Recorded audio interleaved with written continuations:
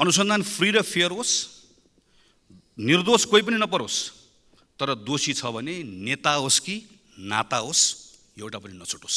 पञ्चायतकालदेखि अहिलेसम्मका उच्च ओहदामा बसेका सार्वजनिक व्यक्तिहरूको सम्पत्ति हरण गरेर राज्य कोषमा दाखिला गर्नुहोस्, खरबौँ रुपैयाँ यही आउँछ, अन्त कहीँ पनि जानु पर्दैन। संलग्न जोसुकै होस्, जुनसुकै दलको होस्, जुनसुकै तहको होस्, ओहदाको होस्, कारबाहीको दायरामा ऊ आउनै पर्छ। क्यान्टनमेन्ट घोटाला, white body, यानसेल, Melamchi, धमिजा, Omni, 33 kilo सुनकाण्डहरू अहिले पनि तपाईँको उनीहरूको छानबिन गरी उनीहरूको सर्वस्व हरण गरेर राज्य कोषमा दाखिला गर्नुहोस्, यसले खरबौँ रुपैयाँ ल्याउँछ। बजारको हल्लाले अनुसन्धान प्रभावित नहोस्, तर कुनै भेटघाटले पनि प्रभावित नहोस्, कुनै दबावले प्रभावित नहोस्, कुनै पनि कुराको कुनै प्रभावले कहीँबाट प्रभावित नहोस्। यो प्रकरणमा सरकारले डरोसँग खुट्टा टेक्यो भने योभन्दा अगाडि उसले सुशासनको नारा लगाउन सक्छ, तपाईँको फिल्म चल्छ। 34 वर्षको संसदीय इतिहासमा हाम्रा अधिकांश अर्थमन्त्रीहरू अमेरिका र युरोप पढेका, अमेरिका र युरोप चाहिँ बुझेका, तर हाम्रो मौलिक भूगोल नपढेका नबुझेका। त्यसैले होला धान खेती र आलु खेतीमा कति पानी चाहिन्छ भन्ने कुरा पनि ज्ञान नभएका। तर नेपालीलाई परनिर्भर बनाउने र नेपालीलाई अहिलेसम्म दास बनाउने एनजिओ र आइएनजिओको चाहिँ राम्रै ज्ञान भएका, अल्फ्रेड मार्शलको थ्योरीको सैद्धान्तिक ज्ञान भएका, तर व्यावहारिक ज्ञान नभएका, स्वदेशी उद्योग बन्द गराएर ठुलै क्रान्ति भई युवाहरूलाई खाडी बेच्न राम्रै ज्ञान भएका, दाल र भातको स्वादको राम्रै ज्ञान भएका, दाल र भातको स्वादको ज्ञान बिर्सेका, तर म्याकडोनल्ड र केएफसीको स्वाद लिन थालेका, स्वदेशी भन्दा विदेशी सामान मन पराउने अर्थमन्त्रीका कारण आज यो देश 34 वर्षदेखि अर्थतन्त्र ओह्रालोमा छ, मुलुकको बजेट घाटामा छ। यो विनियोजन विधेयक 2080 को सिद्धान्त र प्राथमिकता मैले मजासँग पढेँ सम्माननीय सभामुख महोदय। यो झ्याउगिरीको जीवन कथा जस्तो लाग्यो। झ्याउगिरीले प्याँ गर्छ पेट पाल्नका लागि, 3 महिनाका लागि मात्रै बाँच्छ। झ्याउगिरीको जीवन कथा जस्तो, च्याट जीपीटी जस्तो सरर लेखेको, 500 देखि 1000 रुपैयाँमा बजारमा छ्यापछ्यापी किन्न पाइने डिग्रीको थेसिस जस्तो जस्ट कपी एन्ड पेस्ट मलाई लाग्यो। त्यो भए हुनाले यस्ता सिद्धान्त बनाउँदाखेरि मान्छे बसेर विज्ञ बसेर छलफलका आधारमा लेखियोस्। र अर्को सम्माननीय सभामुख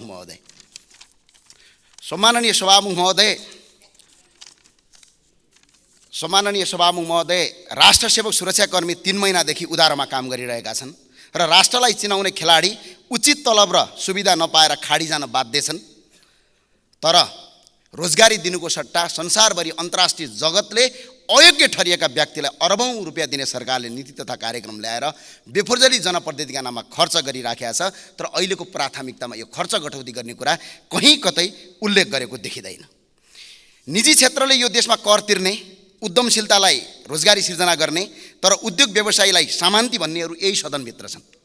सामान्ती भन्नेहरू नव उद्धारवादको नारा दिँदै सरकारी उद्योग कल कारखाना कौडीको दाममा बेच्ने पनि यही सदनभित्र छन्। र यो सिद्धान्त र प्राथमिकता तयार गर्नेहरू यी दुवै प्रकृतिका व्यक्तिहरू हुन्। त्यसैले निजी क्षेत्रले तपाईँहरूलाई कसरी विश्वास गर्ने कुनै आधार छैन। अर्थतन्त्रको यो हालत ल्याइपुर्याउन यी पात्रहरूले 33 वर्षदेखि राज गरे, अझै राज गर्न खोज्दैछन् र अझै तत्करमा छन्। राज्य ढुकुटी लुड्ने र लुटाउन सिपालुहरूले तय गर्न खोजिएको नीति कार्यक्रम र बजेटमा कस्तो बन्ला जगजाहेर छ। दुनियाँ हाँसेर मक्ख परेर बसेको छ। निजी क्षेत्रले रोजगारी र तपाईँहरूलाई रोजगारी र कर तिरे बापत हामीले के दियौँ? सुविधा दिन्छौँ। सरकारी कर्मचारीले निजी क्षेत्रको कुनै लगानी गर्न पर्यो भने टुप्पीमा तपाईँको कसेर फनी घुमाउने नीति छ। यसले गर्दा निजी क्षेत्रले लगानी गर्नुको सट्टा लगानी बन्द गरिरहेका छन्। त्यो भए हुनाले यो अहिलेको नीति तथा कार्यक्रममा हुनुपर्छ।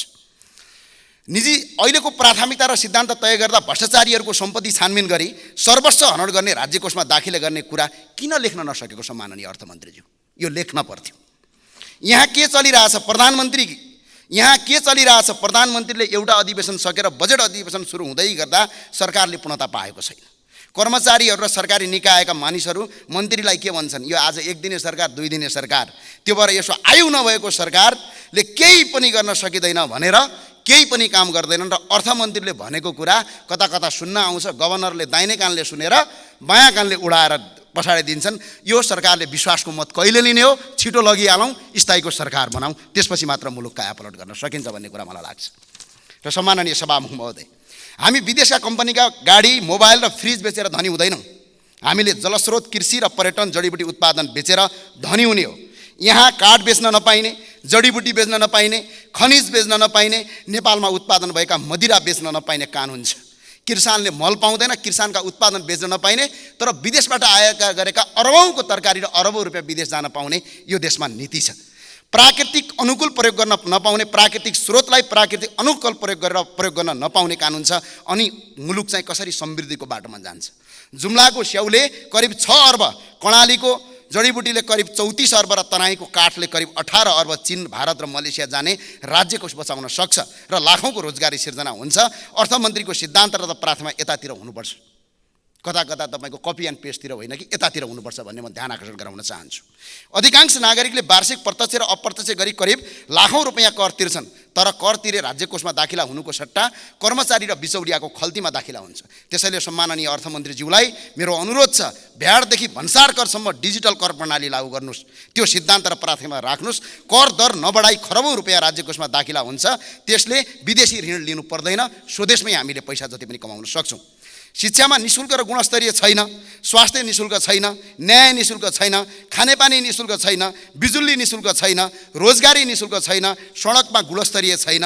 अनि नागरिकले कर चाहिँ केका लागि तिर्ने? जनप्रतिनिधि र कर्मचारी र बिचौलियालाई तपाईको पाल्नका लागि नागरिकले कर तिर्ने, त्यही भएर नागरिकले कर तिर्दैनन्। त्यसैले सम्माननीय अर्थमन्त्रीजीलाई मेरो अनुरोध छ, करको दायरा बढाएर नागरिकलाई शास्ति दिने होइन, तर नागरिकले कर तिरे बापत सुविधा के पाउने, के सुविधा दिने कुरामा अर्थमन्त्रीज्यूको नीति तथा सिद्धान्तमा प्राथमिकता हुनुपर्छ भन्ने कुरा मलाई लाग्छ।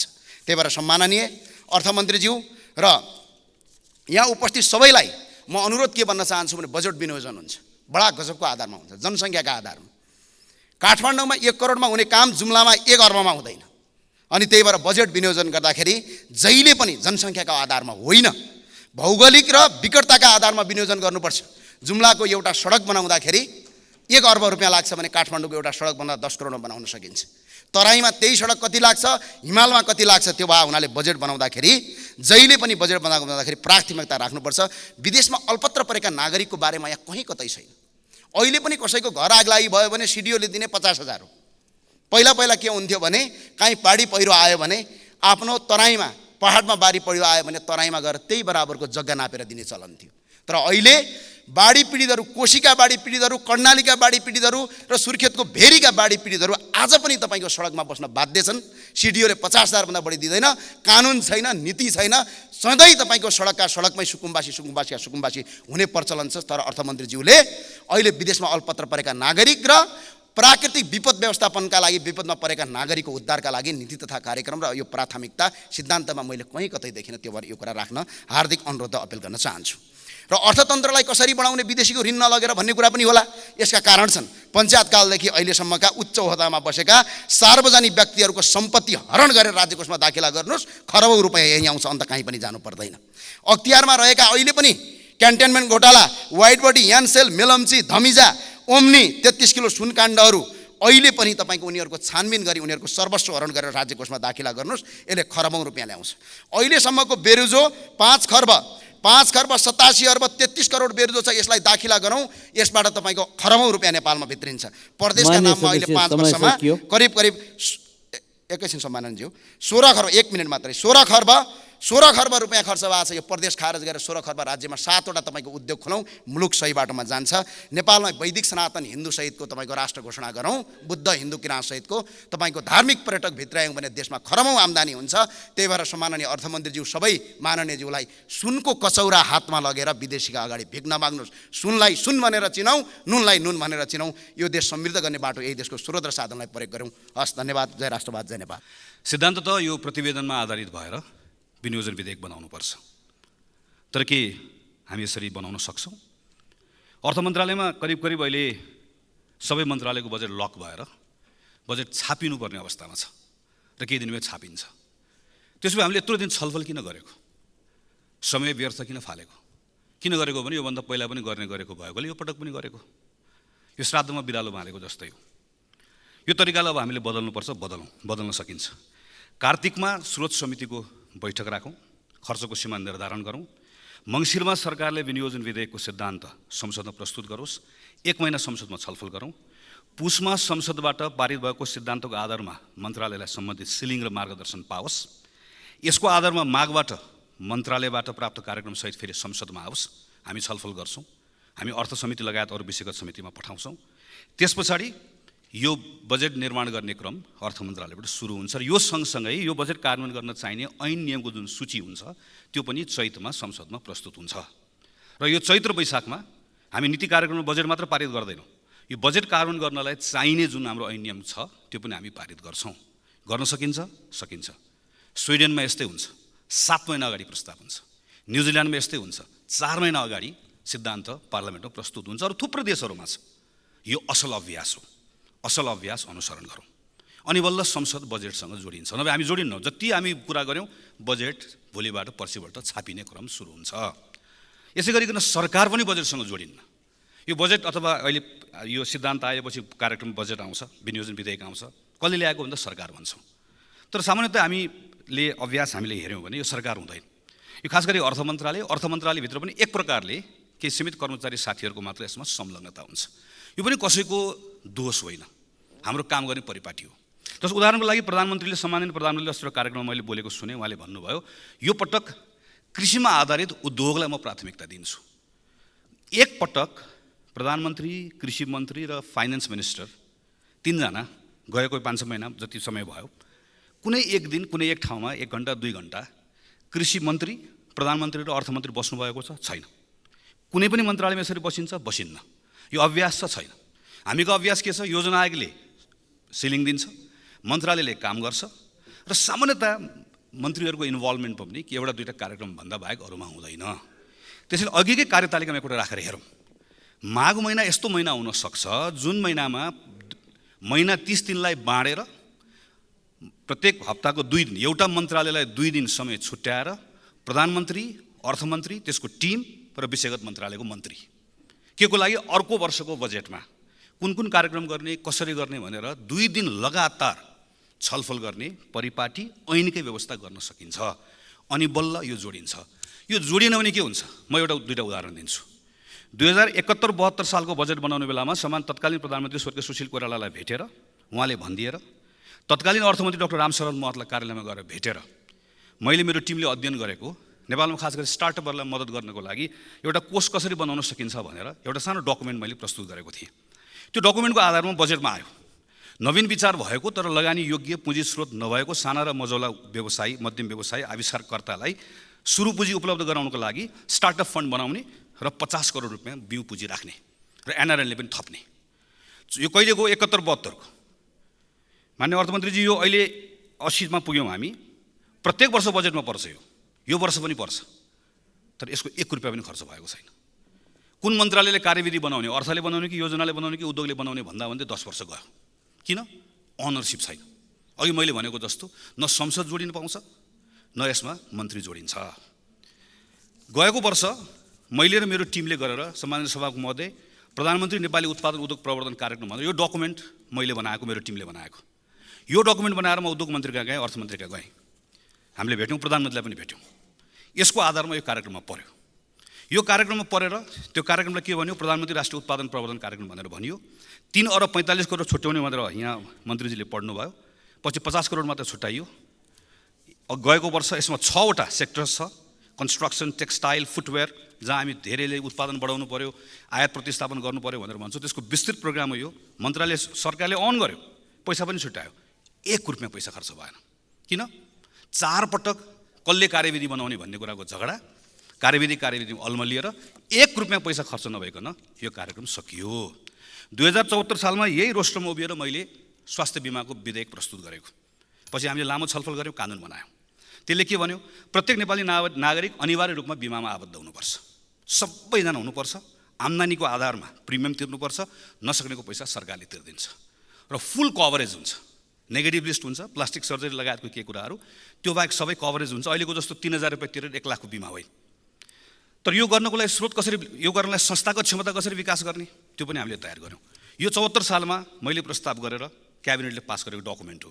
यो डकुमेन्ट करिब 2000 पेजको डकुमेन्ट छ। कम्प्लिट हामीले हेऱ्यौँ भनेदेखि पनि यसमा हामीले 7 वर्ष लगाएर पूर्वाधार कसरी बनाउने, जनशक्ति कसरी विकास गर्ने, विशेषज्ञ चिकित्सकको अभाव कसरी पूर्ति गर्ने, सबै कामहरू गऱ्यौँ। बिचमा के भयो, यो बजेटमा पर्छ, अनरसिप हुँदैन। त्यो भइसके पछाडि अहिले आएर हामीले हेऱ्यौँ भने 7 वर्ष गयो, ठ्याक्कै 7 वर्षको एउटा हामीले काम गऱ्यौँ। तर 7औं वर्षमा आएर अहिले हेर्दै गर्दाखेरि त्यो 3000 रुपियाँ तिरेर 1 लाख गर्ने बिमा कार्यक्रम समेत पनि बिजोग भयो। जबकि हामीले बनाउन खोजेको 3000 तिरेर 1 लाख होइन। कसैले 4000 तिर्ला, कसैले 50000 तिर्ला, कसैले 1000 तिर्ला, कसैले 1 लाख तिर्ला, कसैले 5 लाख तिर्ला। 10 लाख परे पनि, 20 लाख परे पनि, 50 लाख परे पनि, 1 करोड परे पनि उपचार चाहिँ बिमाले कभर गर्छ भनेर बनाउन खोजेको। आज हाम्रो हालत के छ? हामीले कहिले अस्पताल शिलान्यास गऱ्यौँ, काहीँ पिलर मात्र उठायौँ, हामीले यसरी बिजोग बनायौँ। हामी यो वर्ष 10 लाख रुपियाँसम्म कभरेज गर्ने ठाउँसम्म पुर्याउन सक्छौँ। हामी यो वर्ष स्टार्टअप फन्डको फेरि यो वर्ष पनि पार्न सक्छौँ। तर कानुन कसरी गर्छौँ? Business as usual. योभन्दा पहिला जसरी गरेको त्यसरी नै गर्ने हो भने जति कार्यक्रम परे पनि कानुन हुँदैन। किन अघि मैले भने न व्यवस्थापिका जोडिएको छ यो बजेटसँग, न पोलिटिकल लिडरसिप जोडिएको छ।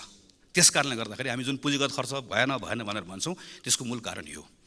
अब म छोटकरीमा यसपालि प्रस्तुत भएको यो प्राथमिकतामा आइसकेपछि छलफल गर्छु। सुशासनमा आधारित रहेर भ्रष्टाचारमा शून्य सहनशीलता, त्यसको आधारमा सुशासन प्रत्याभूत गर्ने भनेर भन्नुभएको छ, प्रशंसनीय छ। नक्कली भुटानी शरणार्थीको प्रकरण यस्तो बेलामा आएको छ कि सरकारले यसलाई कसरी डिल गर्छ योभन्दा यसैले अब बाँकी रहेको कुरा निर्धारण गर्छ। अहिलेसम्म जे भएको छ म सरकारको प्रशंसा गर्छु। प्रधानमन्त्रीलाई, गृहमन्त्रीलाई यो सन्दर्भमा मेरो तर्फबाट हार्दिक बधाई छ। यसमा हामी सबैको एउटै आवाज, संलग्न जोसुकै होस्, जुनसुकै दलको होस्, जुनसुकै तहको होस्, ओहदाको होस्, कारबाहीको दायरामा आउनै पर्छ। बजारको हल्लाले अनुसन्धान प्रभावित नहोस्, तर कुनै भेटघाटले पनि प्रभावित नहोस्, कुनै दबावले प्रभावित नहोस्, कुनै पनि कुराको कुनै प्रभावले कहीँबाट प्रभावित नहोस्। मेरो आग्रह छ अनुसन्धान फ्री र फेयर होस्, निर्दोष कोही पनि नपरोस्, तर दोषी छ भने नेता होस् कि नाता होस् एउटा पनि नछुटोस्। यो प्रकरणमा सरकारले डरोसँग खुट्टा टेक्यो भने योभन्दा अगाडि उसले सुशासनको नारा लगाउन सक्छ। तपाईँको फिल्म चल्छ, हाउसफुल हुन्छ, नभए हल खाली हुन्छ। सबैले हेरेको छ। यहाँ अनुसन्धान गरे भनेर मात्र हुँदैन, अब विश्वास लाग्नुपर्छ। नागरिकलाई फ्री र फेयर हो भने विश्वास लाग्नुपर्छ। सुशासनका विषयका सन्दर्भमा अनि बल्ल अरू काम गर्न सक्छौँ। सामान्य सभाको महोदय, यहीँ अहिले अख्तियार भ्रष्टाचारको विधेयक संसदमा विचाराधीन छ। हदब्याज नलाग्नेदेखि लिएर नीतिगत निर्णयका सन्दर्भमा योभन्दा अगाडि नीतिगत निर्णयका नाममा भएका निर्णयहरूको समेत छानबिन गर्न पाउने गरिकन अख्तियारलाई अधिकार दिने, नियुक्तिको मापदण्ड बदल्ने लगायतका विषयहरू म लगायतका सांसदहरूले संशोधन राखेका छौँ। पारित गरौँ। हामी थुप्रै कुरा यही वर्ष गर्न सक्छौँ। सुशासन र राष्ट्रको कुरा ठिक ढङ्गले गर्ने मान्ने अर्थमन्त्रीज्यू हेर्नुहोला, चोरी पैठारी रोकिन्छ। तपाईँले राजस्व परिचालन गर्ने कुरामा तपाईँको क्षमता बढ्छ। एकैपटक कहाँ पुगिन्छ। तर यसमा पनि आँट गर्नुपर्छ हेर्नुहोस्, अर्थ मन्त्रालयको मात्र कुरा होइन। मैले भर्खर पढेँ, केही थाहा पाएँ, गृह मन्त्रालयकै सचिव भीष्म कुमार भुषालको संयोजकत्वमा एउटा समिति गठन भएको छ, जसले खास गरी चुनावको बेलामा राजनीतिक संरक्षणका कारणले गर्दा राजस्व चुहावट भएको भन्ने प्रतिवेदन प्रधानमन्त्रीलाई बुझाएको छ। पूर्व मुख्य सचिव लीलामणि पौडेलको संयोजकत्वमा एउटा प्रतिवेदन बुझाइएको छ। त्यो प्रतिवेदन सार्वजनिक गरियोस्, त्यो प्रतिवेदनका आधारमा पनि छानबिन गरियोस्, दोषीलाई कारबाही गरियोस्, अनि अर्को वर्ष बल्ल सरकारले आँट गर्न सक्छ। इक्विलिब्रियम एकदमै ध्यान दिनुपर्ने छ मान्य अर्थमन्त्रीज्यू। हामीले पहिला फरेन करेन्सीको रिजर्भको कुरा मात्र हेर्दै गर्दा हामी एकैपटक हाम्रो आयातमा कति ठुलो धक्का पर्यो र अहिले हाम्रो सार्वजनिक वित्त खलबलिएको अवस्था छ। तपाईँले अस्ति भन्नुभयो मोनिटरी पोलिसीका सन्दर्भमा अलिक खुलो हुनुपर्छ भन्दै गरेर राष्ट्र ब्याङ्क र IMFको रेस्पोन्सहरू हामीले पढिरहेका छौँ। अप्ठ्यारो छ, हामी बुझ्छौँ। तर अप्ठ्यारोको बिचमा सन्तुलन कसरी ल्याउने त्यो ढङ्गले काम गर्नुपर्ने छ। प्राइभेट सेक्टरले विश्वास गुमाएको छ। हामीले अङ्क बताएर मात्र हुन्न, पसलहरू खाली भएका छन्, उधारो उठेको छैन, बजारले विश्वास गुमाएको छ, व्यापार सुकेको छ, भाडा तिर्न सकेको छैन। विश्वास कसरी दिलाउनुहुन्छ? यो सेन्ट्रल गभर्मेन्टको बजेट होइन, यो फेडरल नेपालको बजेट हो। तपाईँले यहाँ ल्याउने बजेटले तल्लो तहको खास गरी स्थानीय सरकार र प्रदेश सरकारलाई उत्प्रेरित पनि गर्नुपर्छ, कतिपय ठाउँमा रोक्नु पनि पर्छ। उदाहरणको लागि हामीले यही वर्ष खास गरी सानो कुराहरू, सांसदहरूको पारिश्रमिक बाहेकका भत्ताहरू हामी लिन्नौँ भन्ने सानो सिम्बोलिक कुराबाट हामीले सुरु गऱ्यौँ। सरकारले पनि धेरै निर्णयहरू गर्न सक्ला, स्थानीय सरकार र प्रदेश सरकारलाई दबाब पर्छ। हामीले गलत निर्णय गऱ्यौँ भने त्यहाँ उसले उनीहरूलाई गलत कुरा गर्न प्रेरित गर्छ। डेटाको प्रयोग सही ढङ्गले गरेका छैनौँ। मेरै टिमले अहिले हामीले सानो एउटा डेटा हेऱ्यौँ, अर्थ मन्त्रालयको डेटा के भन्छ, मकैको आयात घटेको छ, मूल्य भयानक बढेको छ। त्यो भनेको के हो? कुखुराको दाना महँगो भयो। कुखुराको दाना महँगो हुँदै गर्दा त माछा र अन्डाको भाउ बढ्नुपर्ने हो नि। मासु र अन्डाको भाउ बढेन किन? यति धेरै मासु र अन्डा अहिले चोरी पैठारी भएर आएको छ नेपालभित्र, जसले गर्दा हाम्रो कृषकहरू मारमा परेका छन्। अर्थ मन्त्रालयकै डेटा हामीले हेऱ्यौँ भने सफ्ट ड्रिङ्कमा मात्रै चैत्र 8 गतेसम्म मैले हेरेको 8,000 भन्दा बढी 900 टनभन्दा बढी कन्सन्ट्रेट आयात गरिएको छ। 5.5 अरब पैसा बाहिर गएको छ। यो डेटाहरूको आधारमा हामीले करका कतिपय कुरा निर्धारण गर्ने हो नि। किन हामीले सिङ्गल युज प्लास्टिक ब्यागमा 1000% भन्दा बढी ट्याक्स नबढाउने? किन यो सफ्ट ड्रिङ्कमा हामीले चाहिँ कैयन गुना किन हामीले ट्याक्स नबढाउने? त्यसो हो भनेदेखि सँगसँगै फेरि नेपाली किसानलाई प्रोटेक्सन किन नगर्ने? यस्ता ठाउँहरू हेर्नुपर्ने छ। म टुङ्ग्याउँछु सम्मान्य सभामुख महोदय, यो त अहिलेका कुराहरू हुन्। योभन्दा बाहेक एकचोटि समय लिएर अहिले हाम्रो ज्वरो आएको छ, ज्वरो कसरी निको पार्ने कुरा त गर्नै पर्ने छ। तर हाम्रो अर्थतन्त्रलाई रोग लागेको छ।